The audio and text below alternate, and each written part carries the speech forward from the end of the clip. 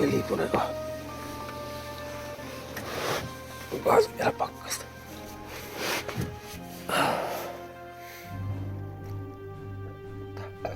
Nätti. Huomenna on. Nyt äkkiä vaatetta päälle. Semmonen oli leiripaikka. Että ihan kun päästään aurinkoon. Lämmittää kivasti alkaa olla ja kuitenkin lämmöt kropaansa takaisin. Sitten vaan matkaa. Uusi päivä. Sitten ollaan taas liikkeellä. Kyllähän tällaisia kelepaa ajella, eikö vaan? Vähän isompaa vaihetta. Ettei meillä täällä olisi vaikka näköala. Ainakin sähkölinja. Oi, onko tuo usvaa mitä tuolla alhaalla? Katsotaanko tästä. Pystyisikö tästä zoomaamaan vähän? Usvameri tuolla Tornionjoki laaksossa. Lähdetään sinne päin. Onko se kyllä? Täältä on komiat maisemat.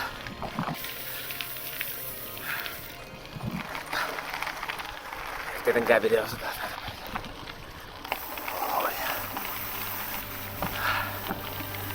Hitto täältä on komiat maisemat. Se tuo ihan pelkkää usvaa tuo koko laakso tuolla alhaalla.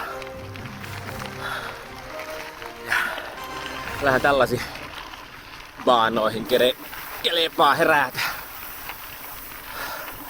Se joku oli sanonutkin, että tää on melko tuntematon helmi. Tää Ylitornion kuppeessa tämä Nyppylä ja tämän alueen hiihtoladut. Ja ois tässä vissiin ollut joku majoitusliikekin, mutta ei mennyt sellaisia. Vähän mennään olla usvasta täällä alla. Aurinko paistaa. Ylitornion keskusta. Varovasti näissä töississä. Ja jatketaan kohti pohjoista. Koki on auki. Sieltä ei tarvita mitään. Aamiainen syötiin jo. Joo, tosiaan meinas olla vähän viliponeen yö, mutta loppujen lopuksi se oli sitten kuitenkin aika sopiva. Mä en ole vieläkään kovin hirveän paljon testaillut tota mun makuupussia. Rabin Mythic Ultra 360. Muistankohan mä oon oikein, että siinä oli komfortti -2 vai -8. En minä muista. On niistä taas tiedä aina, että mikä on minkäkin valmistajan komfortti ja limitti ja mikäli. Anyway, pakkastahan on selvästi ollut, ties vaikka vieläkin.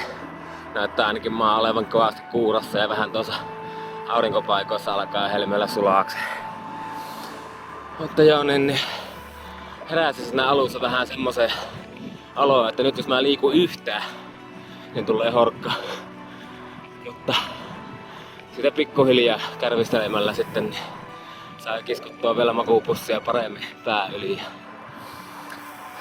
Se oli sitten oikein hyvä.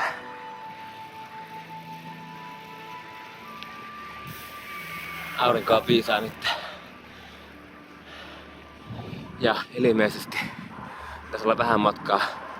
Tässä kohan tuo tuuli alkaa nousemaan, niin mahdollisesti jopa myötätuulen tynkää ihan pikkusen. Ei sitä kauaa tarvinnutkaan odottaa. Eilen tuli lopulta polettua. Mitähän se oli? Mutta ei oikeesti edes muista enää. Olisiko se ollut 415 kilsaa?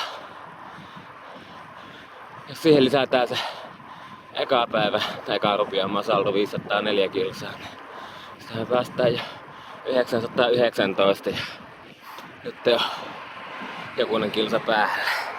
927, 928. Aavasaksa. Tuolla se on jossakin.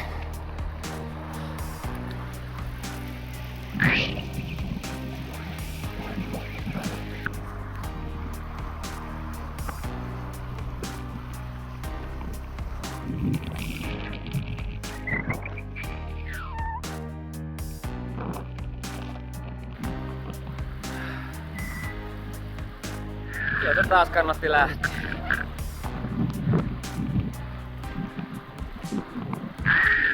Saiko ajettua kesän ensimmäiset pakkasetkin. 33 kilsaa tälle päivälle ja kattokaa mikä siellä. Vaarallisia pyöräilijöitä. Ja joku napapiiri.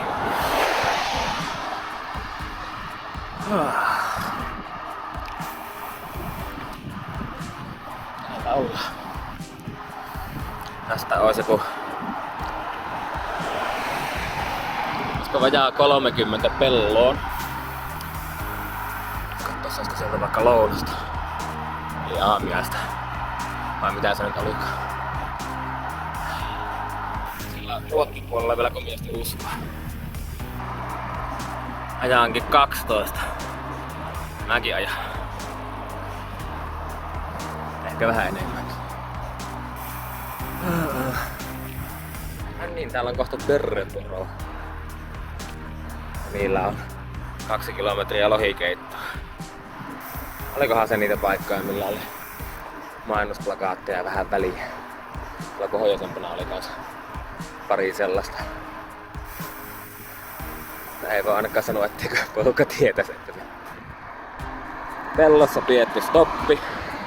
Siinä menikin äkkiä vähän yli tunti.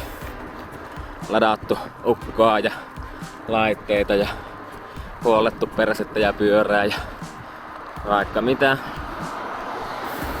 No nyt on myötätuulta ja aurinkoa ja laitoin varalta vähän aurinkorasvaakin. Mutta tosiaan sitä sähköä menee. Että vaikka niin ite en leikkaakaan ja editoin noita videoita.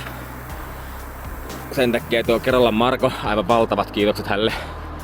Niin sieltä ne pitää niin uppia ja ladata ja tarkistaa ja uppia ja muuta. Ja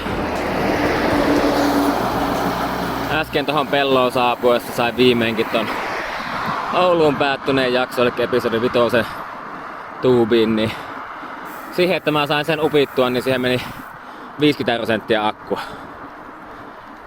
Kaikki ei oo mennyt toki niin paljon, mutta täälläkin on ollut vissiin vähän heikommat kentät. Niin. Ja sitten tässä jokivarressa se on vissiin vielä hyppinyt välillä Ruotsin verkkoon ja takaisin Kepsikin välillä vaihto kelloaikaa tunnilla. No joo.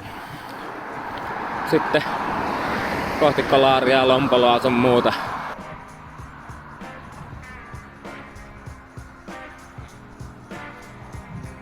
Täällä mennään. 50 Kolaariin ja alkaa niskassa tuntua. Oletko yrittänyt niinku tietää sen, että munkkitikuilta ajaessa niska voi olla kovilla. Yrittänyt sitä vähän treenata ennen tätä ja Kojanilla paljon ennen ajanut ja säästellä sitä, mutta katsotaan, toivottavasti se kestää. Sitten lisää teknisiä murheita, niin tosiaan niin kahva ei vaihda isommalle aina. Mä tähän mennessä aina sieltä lopulta löytynyt, mutta tästä se on lyönyt tyhjää 8 kertaa ennen kuin vaihtanut. Joskus toimii saman tien. Semmoistahan on joskus ollut kovalla pakkasella. Mutta liekki siellä sitten mekaanismin rasvat alkaa olla vaihtokunnossa. Vai mikä siellä vettää sitä sitten jäykäksi. Mutta kun meillä on tälle päivälle reilu 80 ajettu, niin sehän mennään, että tuli tonni täyteen ruskaa just äsken. Ihan ei ehtinyt siihen kello XX46, että olisi tullut tasatunti. Mutta 2 vuorokautta ja mitä siitä tulee? – 17 tuntia ja jokunen minsa päälle. Kaikki ne taukoineen, kaikki ne pysähtymisenä ja unineen sun muineen tonniin. Eli joku 65 tuntia.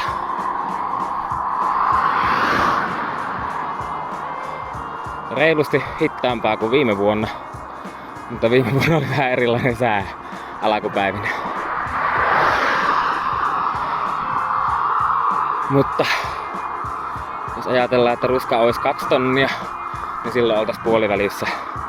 Mutta eihän se nyt 2 tonniin tuu jäämään. Voi hyvin olla, että Muualla menee yli 2200, tietysti vaikka 2300. Ja tuutin jo jonkin verran tuntien. Ihmettelis vaikka se vettäis 3 tonnia. Ihan vaan, että saa vähän uusia teitä. Ihmetyyppejä tommoset, jotka kerää uusia teitä.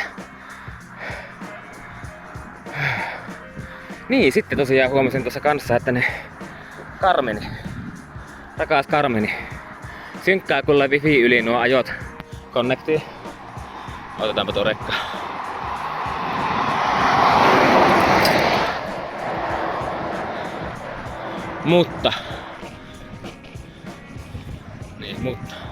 Mutta tosiaan niin ei pysty lataamaan niitä sieltä.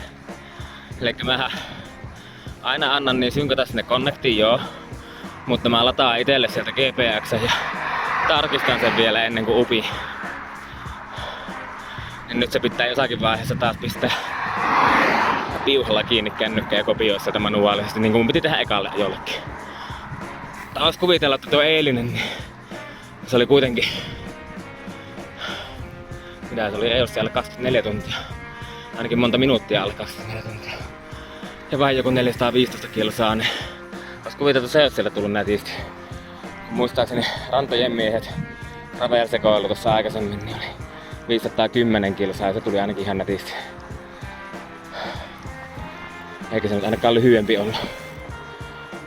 Niinku ajallisestikaan. Sitten seuraava murhe.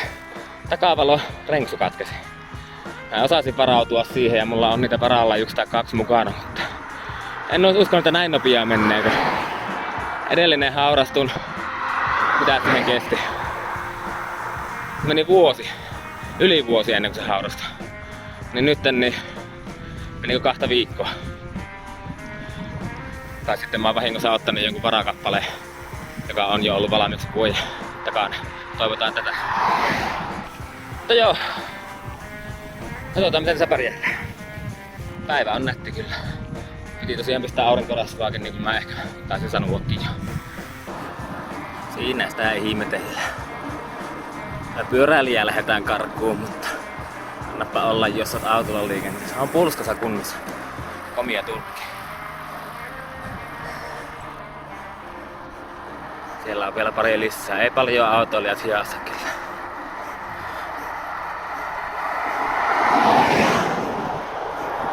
Lähettikö teki karkuun?